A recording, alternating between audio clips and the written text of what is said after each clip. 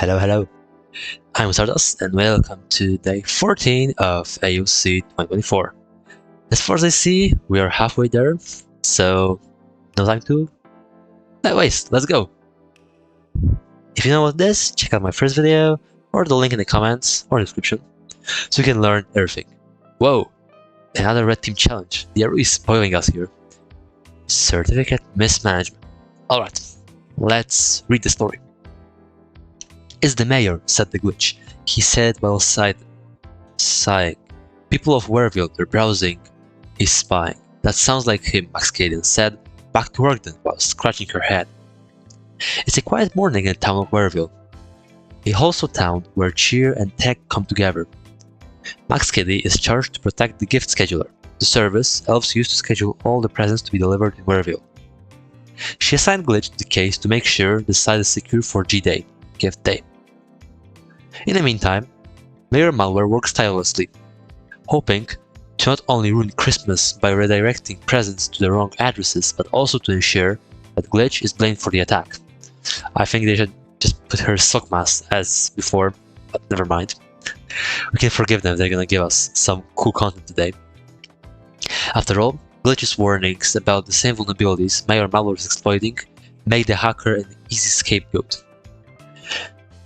Today we're gonna learn about self-signed certificates, man in the middle, and using proxy to intercept the traffic. Alright, sounds cool. Certificate to slay. We heard a lot about certificates and their use, but let's start dissecting what a certificate is. First, the public key as its core. A certificate contains a public key. Part of a pair of cryptographic keys, a public and private key. Public key is made available to anyone and is used to encrypt data. Private key remains secret and is used by the website or server to decrypt data, and along with the key, it includes metadata that provides additional information about the certificate holder, the website, and the certificate. You'll usually find information about the certificate authority, subject, a uniquely identifiable number, valid period, signature, and hashing algorithm. So, what is a CA? It's a trust entity that issues certificates. For example, GlobalSign, Let's Encrypt, and DigiCert are very common ones. The browser trusts these entities and performs a series of checks to ensure if it's a trusted CA. Here is a breakdown of what happens to the certificate. Once handshake, your browser requests a secure connection and the website responds by sending a certificate, but in this case it only requires public key and metadata. Verification. Browser checks the certificate for its validity by checking if it was issued by a trusted CA. If the certificate has expired or been tampered with and the CA is trusted, then the browser gives the green light. There are different types of checks you can do. Check them here. It's a link to Sectego. Alright. Then there is a key exchange. The browser uses the public key to encrypt a session key, which encrypts all the communications between the browser and the website. Then we have the decryption. The website uses its private key to decrypt the session key, which is symmetric. Now that both the browser and website share a secret key, session key, we have established secure and encrypted communication. Ever wonder what makes HTTPS be secure? Thanks to certificates, we can now have authentication, encryption, and data integrity. Now comparison: self-signed certificates versus trusted CA certificates. The process of acquiring a certificate with a CA is long. Create the certificate and send it to a CA to sign it for you. If you don't have tools and automation in place, this process can take weeks. Self-signed certificates are signed by an entity, usually the same one that authenticates. For example, Wareville owns the gift scheduler site, and if they create a certificate and sign it with Wareville as CA, that becomes a self-signed certificate. Browsers generally do not trust self-signed certificates because there is no third-party verification. The browser has no way of knowing if the certificate is authentic or if it's being used for malicious purposes, like man-in-the-middle attack. Yeah, I mean, when you visit a website, for example in Firefox, and there is a self-signed certificate, there is this big pop-up saying like, "Watch out, this is a self-signed certificate. Do you want to proceed to the website?" And you just click it and say, "Yes, I want to proceed to the website." Alright, today, as far as I see, we're gonna need the attack box and the VM. I have my Kali running. I'm gonna start a VM as well. So yeah, to produce Mayor Malware's attack, click the Start Machine button below to deploy our target. And that has a gift scheduler server running. Then we're gonna start the attack box. We don't have to do it because we have our Kali. And yeah, let's go! How Mayor Malware disrupts G-Day. There are less than 2 weeks until G-Day, and Mayor Malware has been planning its disruption ever since Glitch raised the self-signed certificate vulnerability to Masquerade during security briefing of the DNR day.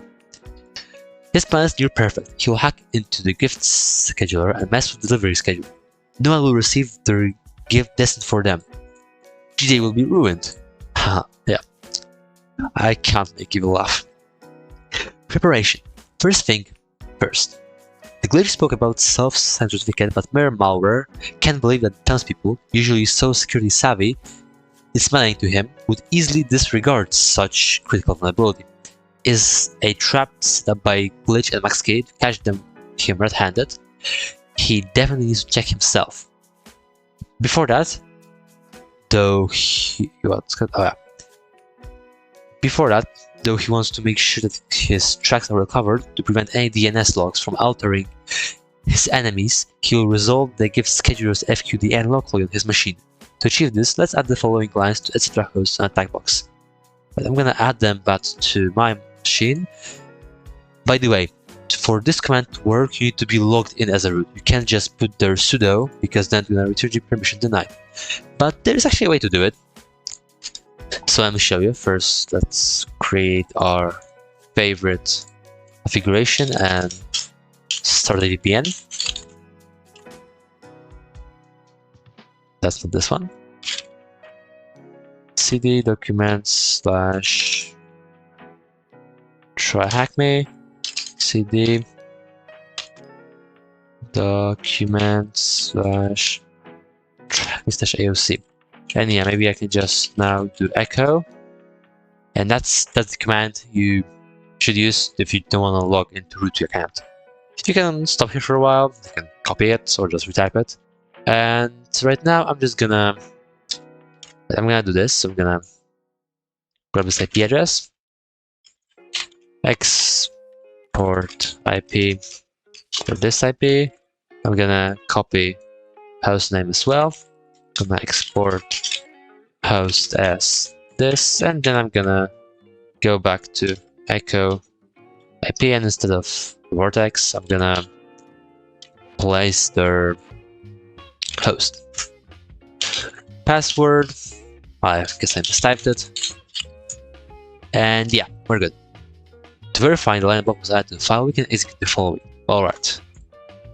Let's maybe just cat / etc. / host. I'm just gonna add this grep because I have too many of these. Gift. Yep, it's there. Alright.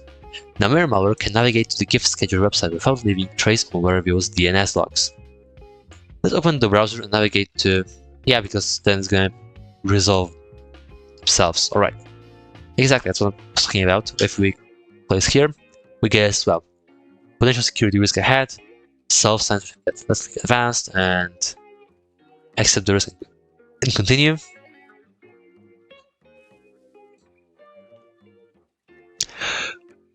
Oh yeah, we can. Yeah, so when we click on view certificate in the link with a 1 in the screenshot above, a new tab opens with the certificate details. Mayor Malware can't believe his luck. This is evidence that the glitch was speaking the truth. The gift schedule website used a self-signed certificate. This means that townspeople and all else will be used to clicking on the accept the risk and continue button marked 2 on the screenshot above to access the website. The point is becoming a habit. Mayor Malware does just that and inserts his credentials into the login form. Alright, let's use Mayor Malware. Start. Mayor Malware and garbage day. Alright, so view your gift status and requests new ones. With his credentials, he can't do anything but send a gift request. As if we were to ever do such stickingly sweet gesture. Carry out his evil plan, he'll need to sniff some admin credentials. Maybe some of the elf's password, or even, if he gets lucky, Martha Mayweather's account. To sniff the elf's traffic, next step will be to start a proxy machine and route all of the werewolf's traffic to it. Alright, so we're gonna start burp. Let's go. It's probably gonna take a while. This way, the mayor will be in the middle between townspeople and the gift scheduler. But yeah, this position will allow him to sniff all the requests forwarded to a sickening website. Let's start burp suit proxy by typing burp in the terminal. A new window will open. You can accept default configuration by clicking next and start burp. Yep. Once burp loads, we will select proxy, then toggle up the intercepts on to prevent users from noticing any details. Finally, let's open the proxy settings and to set a new typebox IP address. So we're gonna add this IP and port 8080.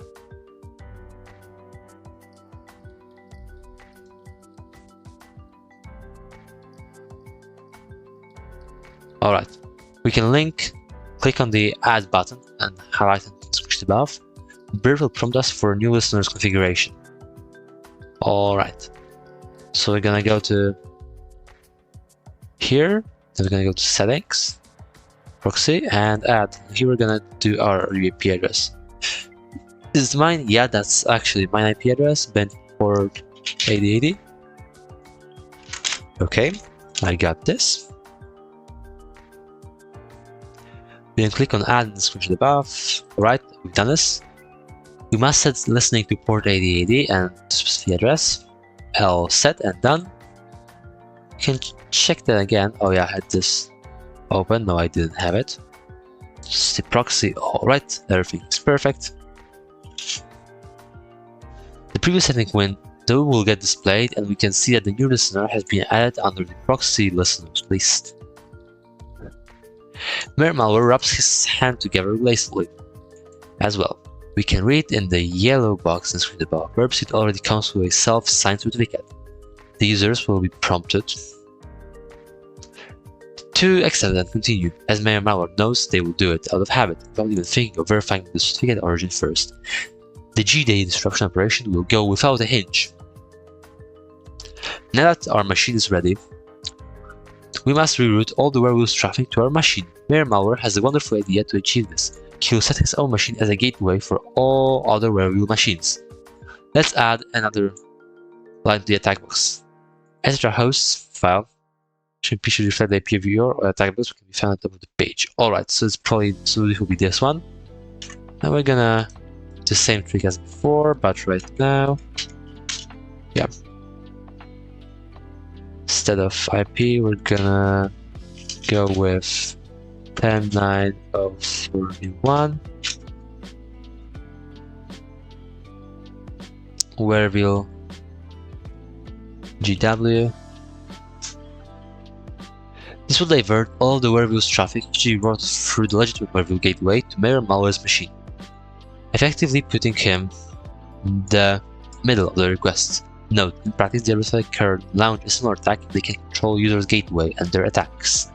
Can easily succeed against websites not using properly signed certificates.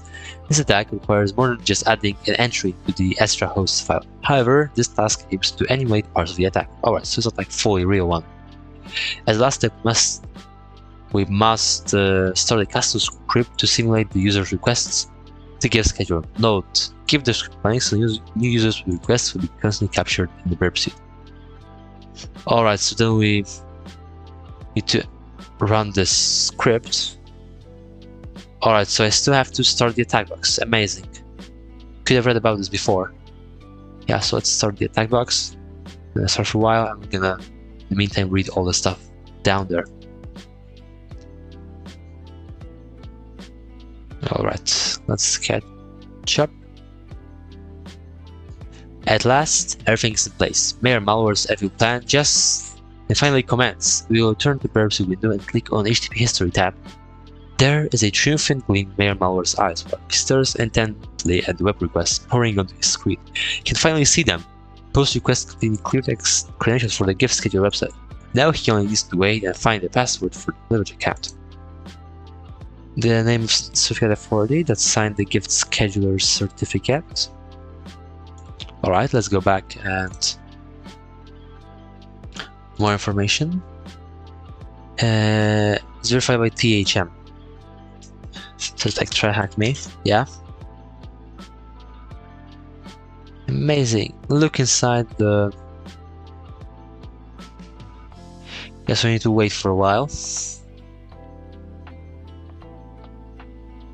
until it loads. So it's like 50 seconds.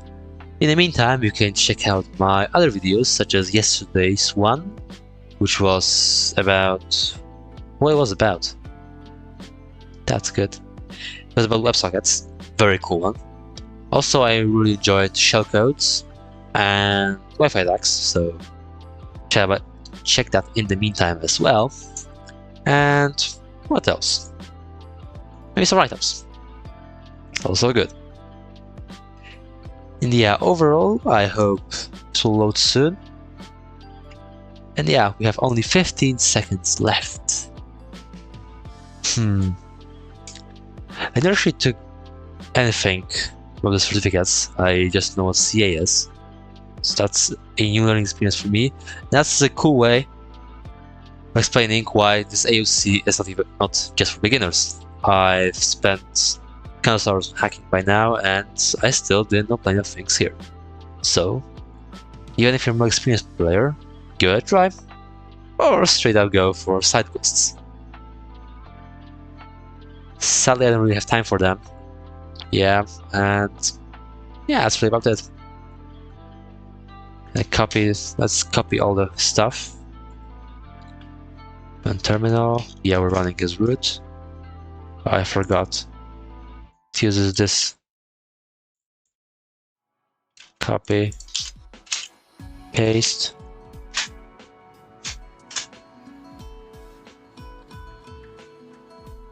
That's our TaggBook's IP.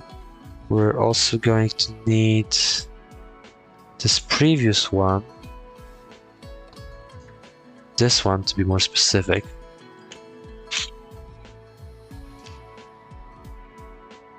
Alright, and let's launch burp. Here it is. I thought it was. Yeah, it was orange. Sadly, luckily not. Alright, let's also copy. Let's just go and yeah, CD rooms / AOC 2024. To be honest, I really rarely use a tag box.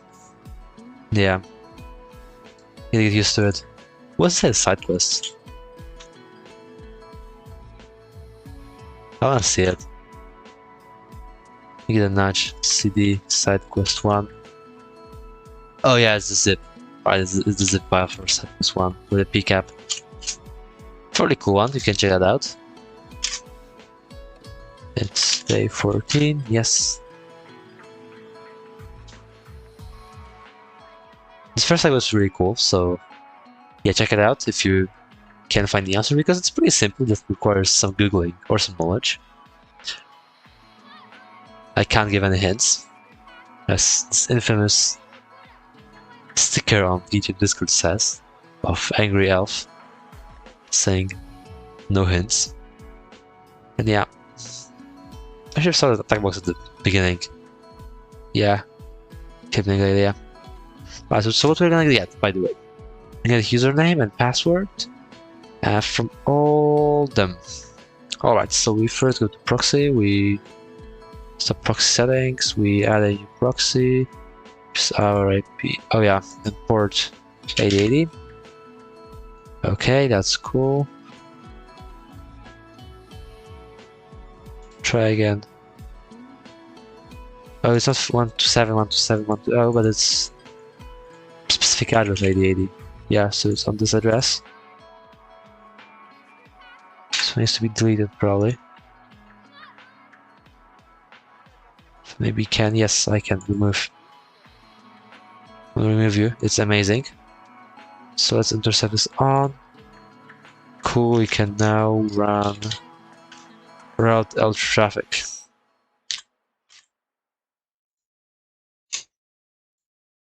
Let's come back to burp. It's admin password. And we need to wait a while. I say request and post. Martha Mayer. Alright, so that's cool.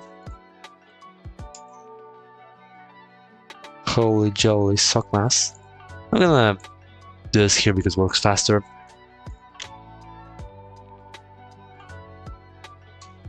Copy this, paste this. Right, we have Martha's account, so let's copy it and paste it here. Maybe we can just do something here. Manage gifts, manage requests. That's something cool. Let's click approve. Alright, looks nice. This is a big cancel G-Day.